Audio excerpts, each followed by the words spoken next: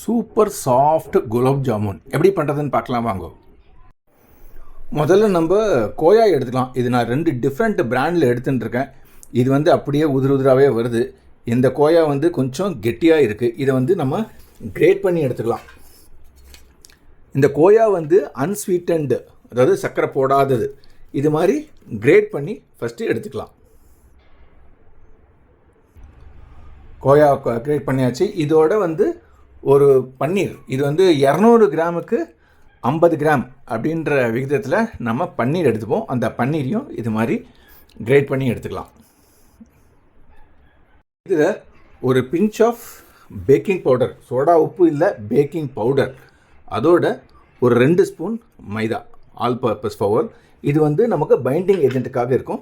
இது எல்லாத்தையுமே சேர்த்து நல்லா கலந்து உருண்டை எதுவும் இல்லாமல் பிசைஞ்சு உருட்டி எடுத்துக்கலாம். நல்லா பிசைஞ்சு எடுத்துட்டாச்சு. இது ஒரு 10 மினிட்ஸ் இப்படியே இருக்கட்டும். அதுக்கப்புறம் உருட்டி எடுத்துக்கலாம். உருட்டி எடுத்துட்டாச்சு. இப்போ நேராக பொரிக்க போயிடலாம். இப்போது அடுப்பில் நமக்கு தேவையான அளவு எண்ணெயோ இல்லை நெய்யோ வச்சுக்கலாம். நான் நெய் வச்சுருக்கேன், அவங்கவுங்க இஷ்டப்படி வச்சுக்கலாம்.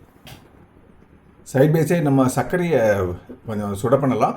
2 கப் சர்க்கரை, 2 கப்பு தண்ணி. இது கொதிக்கட்டும்.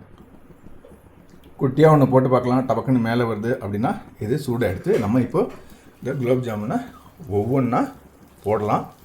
ரொம்ப முக்கியமான விஷயம் குலாப் ஜாமுனில் என்னென்னா, இது வந்து ரொம்ப மீடியம் ஹீட்டில் நம்ம இதை பொரித்து எடுக்கணும்.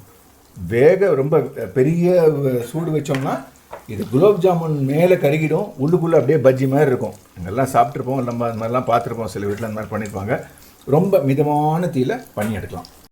இந்த சுகர் சிரப்பில் கொஞ்சம் சாஃப்ரன் ஸ்ட்ரான்ஸ் போட்டுக்கலாம். இது வந்து நல்ல கலர் கொடுக்கும். இது மாதிரி பொன்னிறமாக பொரித்து எடுத்து நேராக அப்படியே சர்க்கரை பாகில் போட்டுடலாம்.